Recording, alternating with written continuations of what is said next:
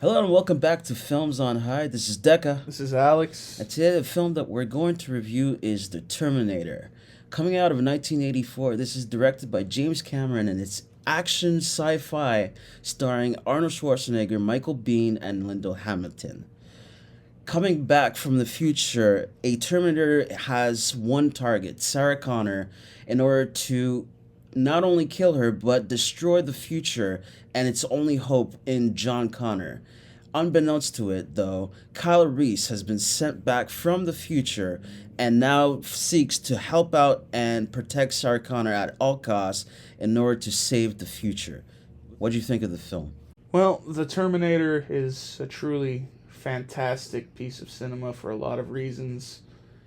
And even though it is very much appreciated today, I still feel like it's almost, I won't say underrated, but maybe it's been a little diminished by everything that came after because, obviously this became a huge franchise.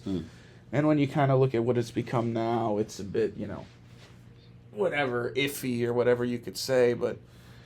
And that's because the first film has qualities that kind of set it apart and make it unique unto itself. It's a very sort of dark and grungy movie in a way, and I don't mean that in a bad way, but it's unpolished, and in some ways it almost has the qualities of a B movie, and that's because it was made on a very low budget, 6.4 million, which for a movie like this is really like nothing, an action movie and a movie where you're trying to do like futuristic sequences and stuff like it. That's requires a lot of money generally, so I'm sure on paper it seemed more like this kind of B movie cheesy idea. But Cameron, being Cameron, even that early on, he'd already begun developing like a lot of ideas. Like even some of the ideas that would surface in the second movie, he'd already had planned for the first. Like he'd already conceived the idea of like the liquid metal Terminator and stuff. Like apparently his first draft had like a lot more going on. But ultimately, for reasons like the budget and just practically, he just pared that down. And I think that ultimately worked really well for the film because he pared it down to this kind of really minimalistic core where it's just really about this, this Terminator, this cyborg, cybernetic organism, whatever you want to call him, being sent back with this kind of, single-minded mission of assassination on just this average woman.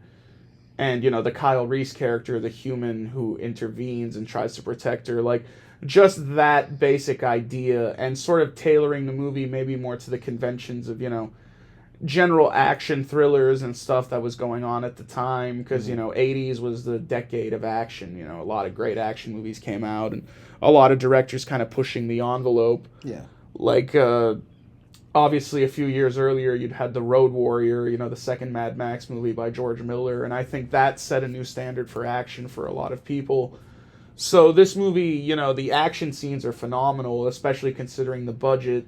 But the other thing the movie has going for it, there's this, like I said, the darkness, like that almost slasher horror feel that it has. Yeah. Like, the Terminator is genuinely terrifying in this movie, which is, again, like, the later movies, like, the Terminator became more and more almost familiar and, jokey and things like that. So they sort of stripped the menace from the Terminators away the more and more movies they made. And, now it's become sort of just this almost iconic thing that we've seen so many times. But yeah, in this movie, it really, like, the terror of it, this relentless villain. And obviously Arnold is a great part of that, He was kind of early on in his career, too, at this point. He didn't have that much work under his belt, and he brings that sort of physicality to the character and just that, like, again, it's not just so much of, like, let's get a big, scary, tough sort of guy to play this character. He actually does do, like, there is genuine acting here. Like, he is putting effort into it to try and make this Terminator seem robotic, but not in, like, a cliche, cheesy way, in, like, a predatory way, where he's always kind of scanning, always, like, Arnold really, like, because, again, even Arnold, like, later in his career, he adopted maybe a bit more of a family-friendly image. You could tell he was trying to soften himself and appeal to a wider audience. So when you watch him in this movie, he's really fucking scary, where he is just an unambiguous, like, terrifying villain. So the movie has that going for it, and also the Michael Biehn and Linda Hamilton are really fantastic in the movie as well, because at the heart of the film, you do have what is essentially kind of a love story. You know, like, we have the story of these two characters thrown together to, you know, he has to protect her kind of thing. So we set the stakes pretty early on. But of course, Cameron, and again, this is the mark of a great writer, he adds this kind of further complication. He bakes things into the plot where at first it might seem relatively straightforward, but then we realize, like, there are further things going on, larger developments. Of course, you know, the notion that Sarah will eventually be the one to give birth to this leader who will lead humanity in this eventual war against these machines, these Terminators. And, you know, obviously the irony, you know, the kind of the way that he plays with you know, the determinism and the time travel, because again, when you're making a time travel movie, you play around with these ideas. Kyle Reese ends up not just being her protector who saves her from the Terminator, but he also ends up being the father of John Connor. So, you know, almost setting this whole kind of loop into motion, if you will. So that adds an interesting wrinkle to the film just from a narrative point of view. But it also adds a strong emotional core, you know, because we do have these two characters, like, they're both, you know, obviously Kyle Reese, he's come from a world where he's lived with nothing but scarcity and pain and, you know, hypervigilance and terror, having to survive in this horrible world. And, you know, Sarah's kind of just an average young woman. You know, she's maybe in a point of her life where she's a bit unsatisfied. We see early on that she's, you know, she's being turned down for dates and things aren't going well at her job. So we establish these characters really well, and we push them into this situation where it does work organically as they sort of grow closer. And, you know, again, the acting is great with that. Like, Michael Biehn does a great job with this kind of character. Like, I think this is maybe my favorite Michael Biehn performance. Like, he's really good in Aliens as well, obviously. But here he just kind of nails this, like, desperation of this guy. Like, you really believe this is a guy who has lived this life of utter hell, and he sells that kind of, you know, that terror. Yeah, and that intensity, you know, with the way that he sort of fights against the Terminator. And a lot of it comes down to him, too, because he has to communicate to the audience, like, a lot of these things. He has to communicate to the audience not only a lot of things of the plot, you know, the basics of what the Terminator is, and, you know, what the future is like, and, you know, but also communicate the emotional reality of that to the audience to sell it, which he does really well. And also Linda Hamilton, I like her as Sarah Connor as well, because in some ways her character sort of fits, you know, the conventions of the horror slasher final girl that we've seen before. But she's ultimately given a bit more to do than that, a bit more complexity, a bit more to work with. We see her kind of grasping with this realization that she's ultimately going to, you know, play this really pivotal role in humanity's future and the importance that she has. And that's like it's a kind of little nuanced performance, and I like the way she played it, where she's believable and not too, like, she doesn't play it as, like, you know, an average kind of scream queen, but at the same time she doesn't seem, she plays it in a way where it's believable that a person in this situation, where all of a sudden they find themselves being hunted by this unstoppable killer, like, she plays it in a way where it's not too cliche, but it still remains believable. And again, the emotional core of her relationship with Reese comes across really well. So the performances in the film are all pretty well across the board. Even some of the smaller actors like Paul Winfield and Lance Henriksen and Bill Paxton, who makes a cameo and stuff like that. It all, you know, the cast rounds it off pretty well, but the filmmaking techniques are just really sublime. Again, showing what you can do on a low budget, and just, you know, servicing that script where, you know, Cameron was able to sort of, like I said, pare it down to this really sort of minimalistic, straightforward sort of thriller. But he does do, it's funny because I read some reviews saying the movie lacks exposition. I disagree with that. I think the exposition is actually done really well. It's just communicated in a way to accommodate the action. Like, a lot of it's delivered by Kyle Reese, you know, directly verbally to Sarah. But we do get flashback sequences from Kyle's point of view. Technically flash forwards, Yeah. but flashbacks from his point of view of things he's experienced. Yeah. And those scenes are really fantastic too, where Cameron creates a realistic kind of future apocalypse, again, on such a low budget. So I feel like, again, in comparison to the films that came later, you could almost look back at Terminator 1 and see it as a more quaint film. Like, it doesn't quite have that kind of sheen that the later films have.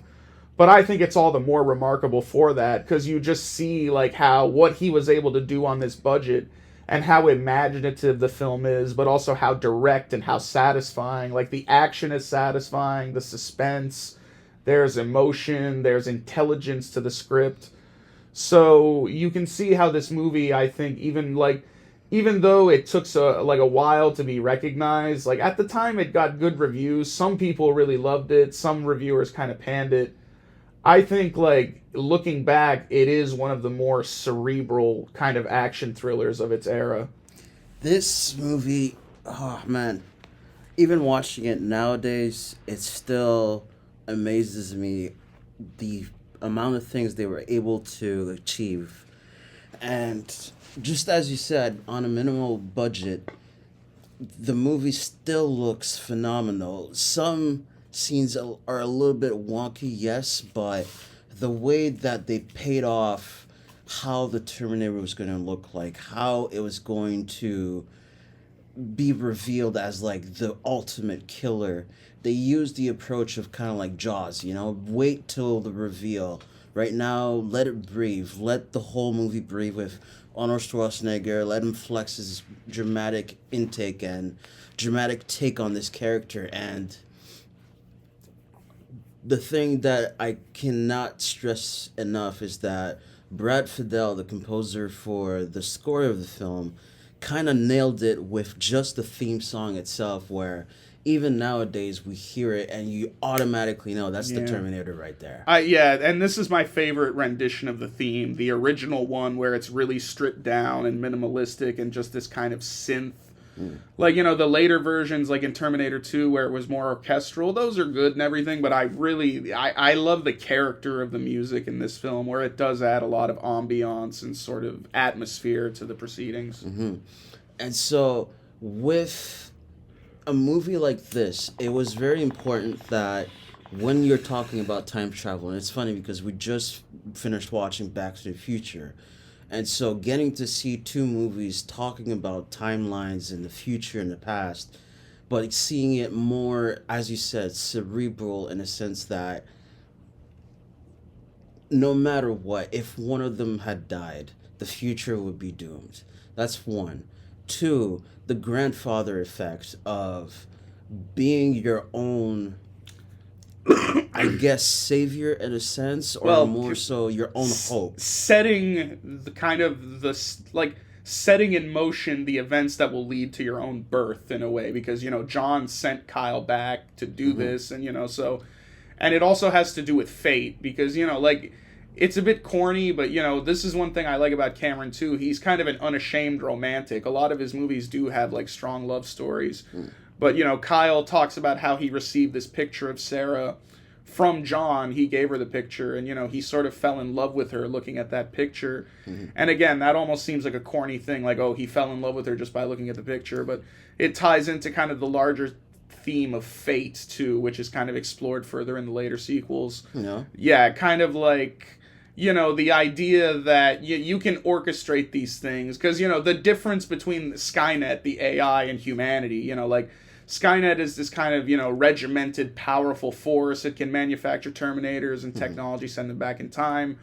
But that magic, that humanity that brings two people together, like that's not quite something you can manufacture. So the movie does have it has, even though it just seems like this kind of movie about just a killer robot coming blowing everybody away, there's a real intelligence to the script, but also an emotional depth to it, which is what I appreciate.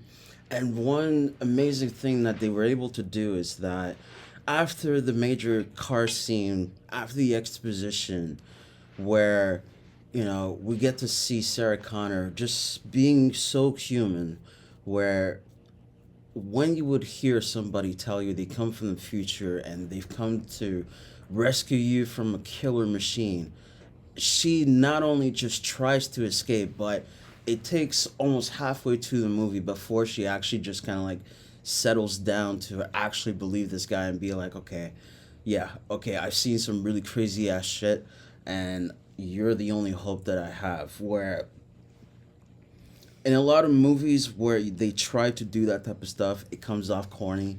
But as you said, with Michael Bean, the way that he gave off that performance of just being so desperate and that icing on the Yeah, he cake, sells it. but the icing on the cake is that when he's being interrogated by the cops, they ask him, "Is like, okay, tell us about the future," and we get to see it from almost kind of like a third person's view of just like seeing it from a camera's point of view.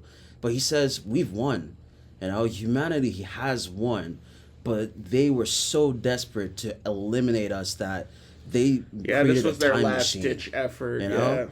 And so that right there hits home of like how desperate times are because Yeah. they finally Which again, the sequels won. kind of fuck with because now they're sending them back left and right. But anyway. So imagine that there were no sequels, and that was like the idea of like, not only are they in a time loop where they always win, but at the same time they always have to go back to this point and basically Yeah, the just whole like the start it introduction over of again. time travel and stuff complicates things. The idea of like, can you ever fully win a war against Skynet? And this movie, it sets into motion a lot of those themes that would later be explored further in the later movies, like, whether you can prevent something or set something into motion, how much control you can have, and again, fate, those kind of things. But yeah, this movie does a really good job at selling those ideas. And again, the low budget, like, you have to make it compelling because again, you compare it to the later movies, those have a lot more spectacle going on to keep the audience kind of, and you can afford to show things more directly to the audience.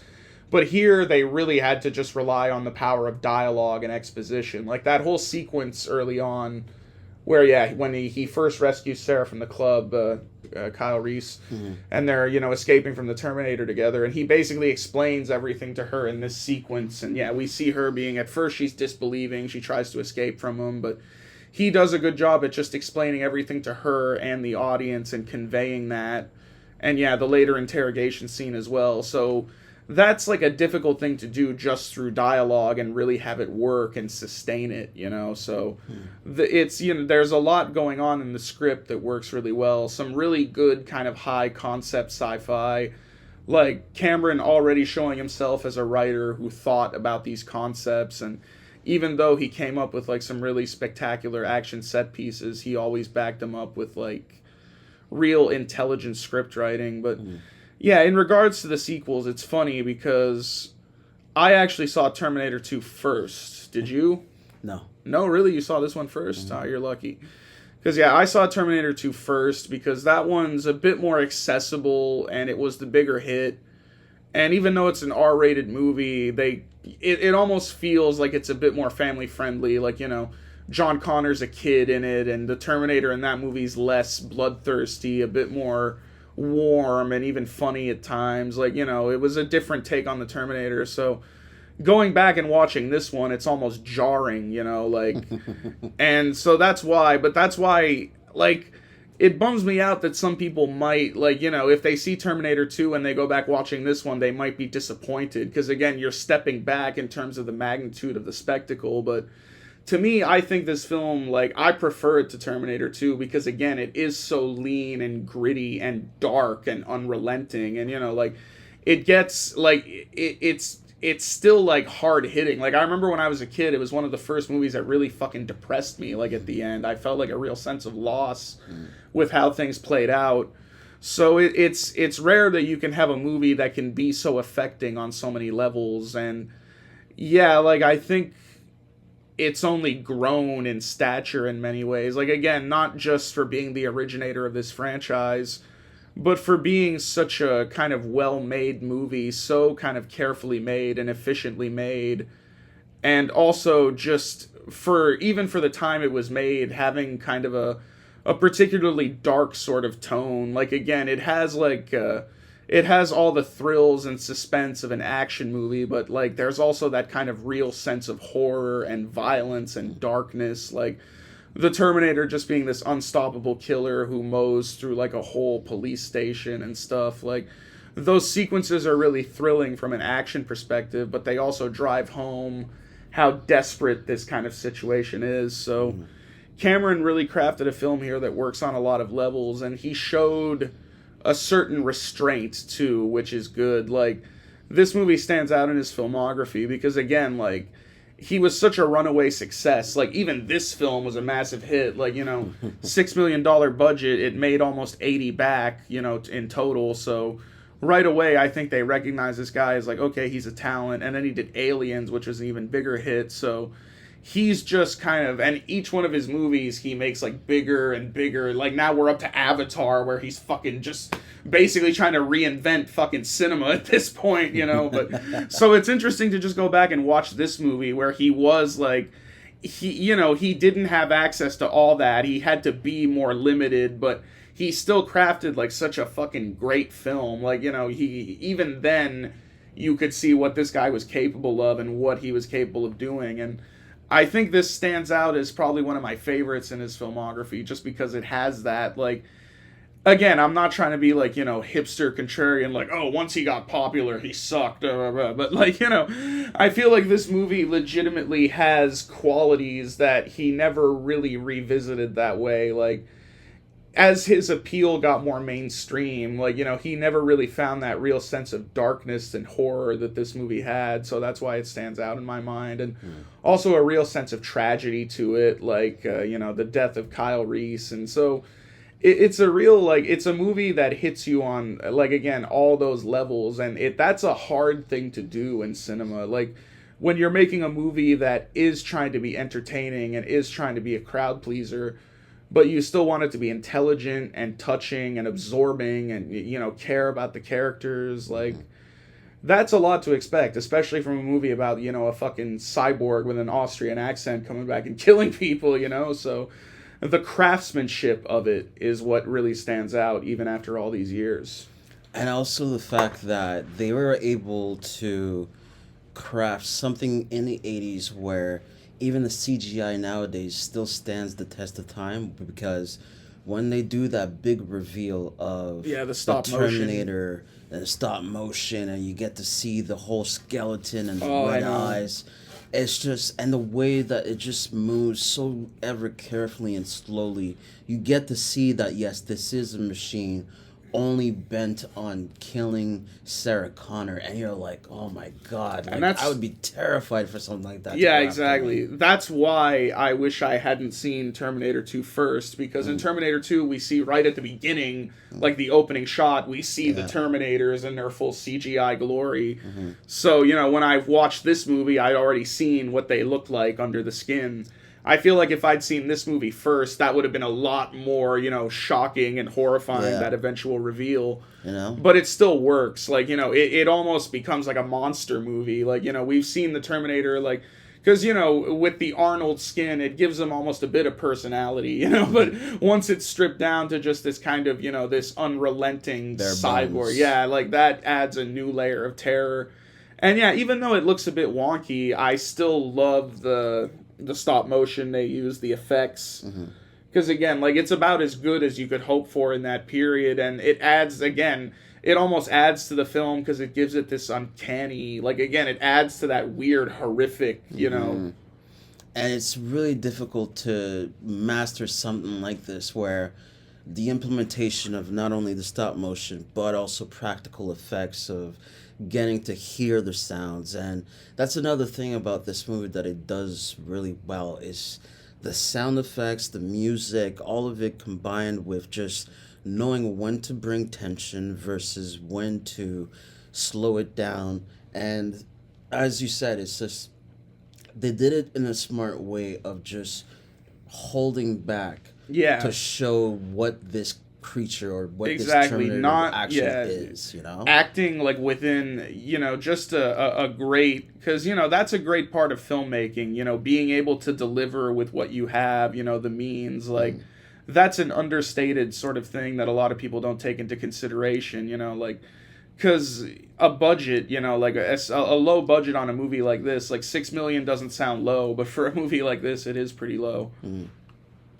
And the movie Terminator also has what is possibly my favorite explosion in film history outside of William Friedkin's Sorcerer, where we have the truck at the end explode. Like, that is a great explosion, and it just, like, you can see that shit was real, and it looked dangerous. Yeah. Like, that again, like, that's why the movie stands out. Like, those moments are...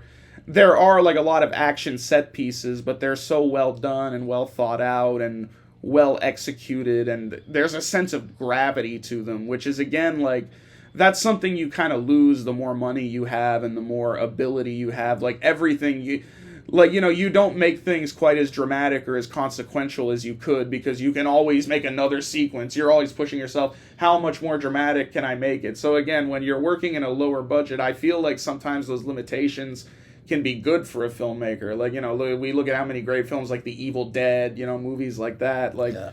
just like showing what you can accomplish with a low budget. And this film is a great example of that. And that's why everything, again, this is a lightning in a bottle type of idea and presentation, where not only it spawned multiple movies in this Yeah. franchise, but Not just a also- franchise, but a whole lot of shitty ripoffs. Oh boy. that as well, but it's even now, 40 years later, we can still listen to it, watch it, and just kind of be like, my God, this was the type of idea that was so ahead of its time, Very ahead of its time, and but still people appreciated it, They did, yeah, and it's only grown in its appreciation. And I Yeah. think part of for the reasons I've described, because the sequels were good. Like Terminator 2 is good, that one especially is a great film. The others, but this film, I think, again, when you look at it in comparison to what Terminator later became and what the action genre in general became, this movie has like a certain charm to it, if you will. Like, it has a unique sort of quality that you don't see in these other kinds of movies before or since. And of course, as concerns over AI and the future of technology and militarization and things like this just become more prevalent in society, the themes of the film haven't lost any potency. If anything, they become more relevant, So I think Terminator is a film that is, going to be discussed and viewed for many years to come and appreciated, and it certainly deserves it. I would give it 4.5 out of 5 myself. This is a really hard rating. I'll also give it a 4.5 out of 5. It is a great film. And the idea of this cold technology that only seeks our destruction, but in a manner of showing it in a horror film, slasher film format, is just a strike of genius that seldom comes around.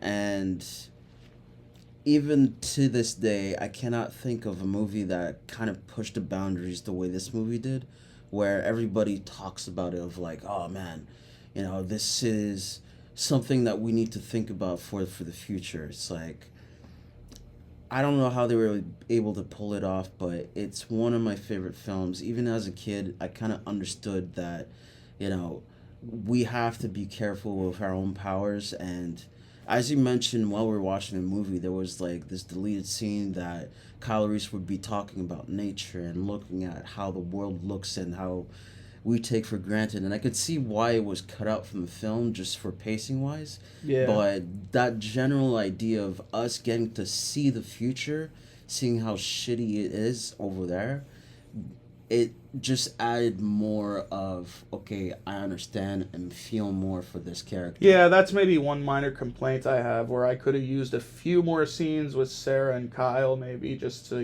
build up that chemistry. It still works, and they probably tightened it up just for the sake of the pacing. They still wanted to have, like, action and move, but could have used a bit more of that, but, on the whole, still a great film.